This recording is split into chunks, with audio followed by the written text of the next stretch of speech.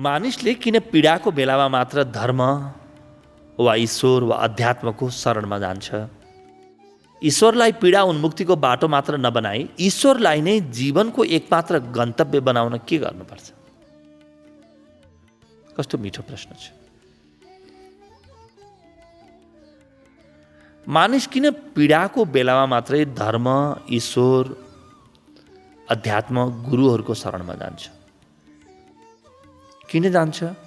किनभने मान्छेले देखेको छैन कि जीवन नै पीडा हो। अहिले जीवन हामी जसरी बाँचिरहेका छौँ यो पल पलमा, चरण चरणमा, कदम कदममा पीडा छ, कदम कदममा दुःख छ। अहिले हामी जीवन जसरी बाँचिरहेका छौँ यसको आत्यन्तिक निष्कर्ष मृत्यु र आत्मघात बाहेक केही पनि हुन सक्दैन। यो नदेखेर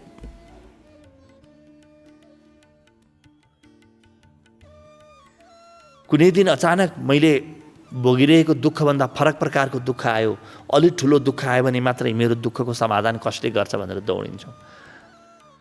यो त कस्तो हो भने म बाहिर घाममा हिँडिरहेको छु,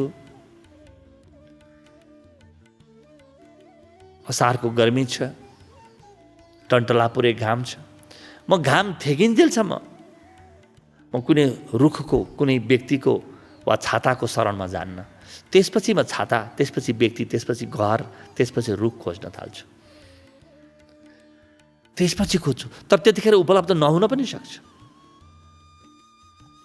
उपलब्ध भए पनि मेरो बाँकी रहेको दुःख त रहन्छ। एकछिन अगाडिसम्म पनि जुन धेरै गर्मी भएको थियो, तर त्यो गर्मीलाई मैले सहन सकेको थिएँ, त्यो दुःख पनि त रहेको छ नि त।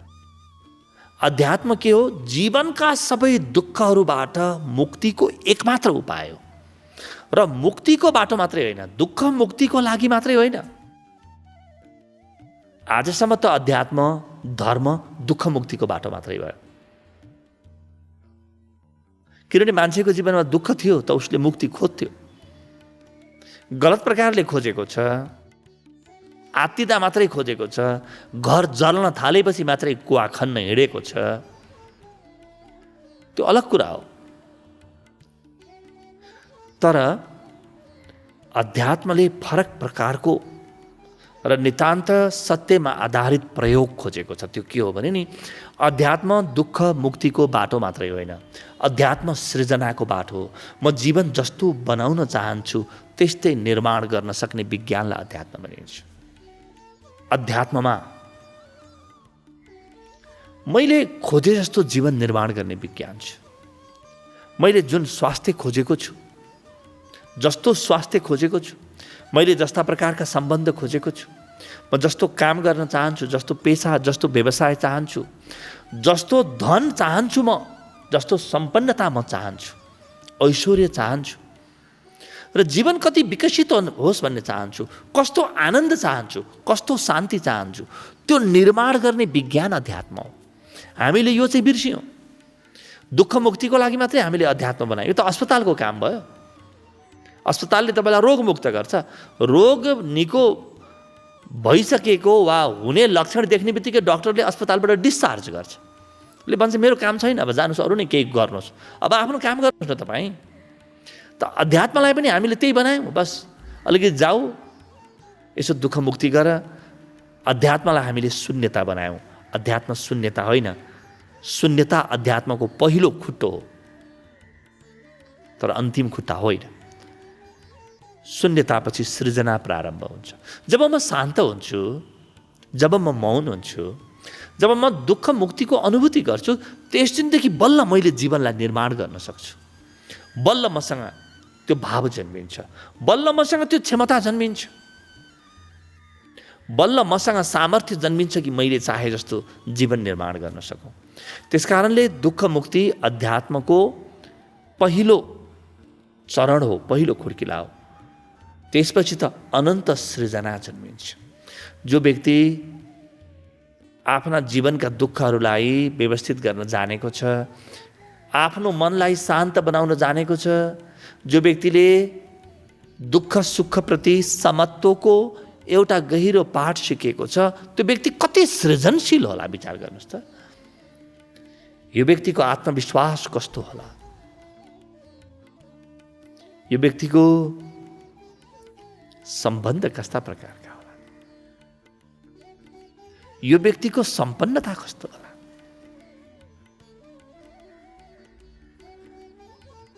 त दुःख मुक्ति मात्रै अध्यात्म होइन, वास्तविक अध्यात्म त दुःख मुक्तिको दिनबाट प्रारम्भ हुन्छ। त्यस दिनसम्म त हामी आफूले गरेका गलत कर्महरूबाट बाहिर निस्किने काम मात्रै गर्छौँ, तर त्यसपछि पनि त जीवन बनाउनु छ नि त। आफ्नो महानिर्वाणपछि 36 वर्षको उमेरमा प्राप्त निर्वाणपछि भगवान बुद्ध जीवनभर हिँड्नुभयो।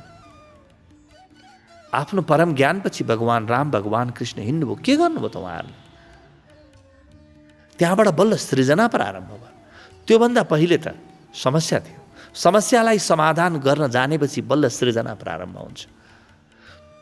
त्यसपछि पनि नयाँ समस्याहरू रहन्छन्। भगवान बुद्धको जीवनमा पनि नयाँ समस्याहरू आए, नयाँ चुनौती आए, तर ती चुनौतीसँग सहकार्य गरेर नयाँ सृजना हुन्छ। अब ती चुनौतीले भगवान बुद्धलाई सताउँदैन।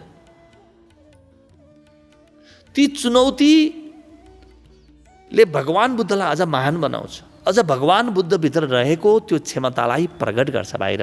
ती चुनौतीहरू छिना जस्ता हुन्, जसले त्यो ढुङ्गाभित्र रहेको मूर्तिलाई अनावृत गरेर बाहिर ल्याउँछन्। आज दुःख मुक्तिभन्दा पहिले, साक्षीको अनुभवभन्दा पहिले, ध्यानको गहिराईभन्दा पहिले दुःख बोझ हो, समस्याहरू बोझ हुन्। तर एकपटक दुःख मुक्तिको अनुभव गरेपछि समस्या बोझ हुँदैनन्, चुनौती हुन्छन्। समस्या त अवसर बन्न थाल्छन् अनि बल्ल जीवन प्रारम्भ हुन्छ। बल्ल जीवन प्रारम्भ हुन्छ। त्यो दुःख मुक्तिपछि बल्ल अध्यात्मको काम प्रारम्भ हुन्छ। त्यसपछि एउटा नयाँ जीवनको निर्माण प्रारम्भ हुन्छ। तपाईँ जस्तो चाहनुहुन्छ त्यस्तै जीवन बनाउनुहोस्। यो अध्यात्म हो। जीवनको हरेक कुराहरू तपाईँले रोज्न सक्नुपर्छ र अध्यात्मले तपाईँमा त्यो बल दिन्छ, तपाईँमा त्यो सामर्थ्य दिन्छ, त्यो ज्ञान दिन्छ र त्यो क्षमता दिन्छ कि तपाईँ आफ्ना इच्छाहरूलाई पूर्ति गर्ने शक्ति पनि जन्माउनुहोस्। इच्छा शक्तिको बेला, इच्छा शक्तिको एउटा महायज्ञ दुःख मुक्तिपछि जन्मिन्छ। अहिले त इच्छा छन्, शक्ति छैनन्। शक्तिहीन भएका छौँ हामी। मन कमजोर भएको छ, शरीर रुग्ण भएको छ र चेतना शिथिल भएको छ। एकपटक यो शरीर, यो मन र यो चेतनालाई जब हामी स्वस्थ बनाउँछौँ, यिनका समस्याबाट यिनलाई जब हामी मुक्त गर्छौँ, त्यसपछि बल्ल जीवनमा एउटा नयाँ सृजना प्रारम्भ हुन्छ। त्यहाँबाट सुरु हुन्छ राम राज्य। बल्ल त्यो राम राज्य हो। त्यस कारणले दुई चरणमा जीवनको निर्माण हुन्छ। पहिलो हो शून्यता, दोस्रो हो सृजना। शून्यता पछि सृजना हुन्छ।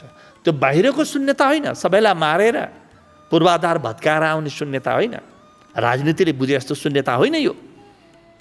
यो शून्यता त मनभित्रको शून्यता हो। जहाँ कुनै समस्या रहँदैनन् त्यसलाई शून्यता भनिन्छ। त्यो ध्यानको गहिराई हो। त्यो बस त्यहाँबाट नवसृजना प्रारम्भ हुन्छ, त्यहाँबाट नवनिर्माण प्रारम्भ हुन्छ र हामीले जीवन विज्ञानमा बुझेको अध्यात्म चाहिँ त्यहाँबाट प्रारम्भ हुन्छ।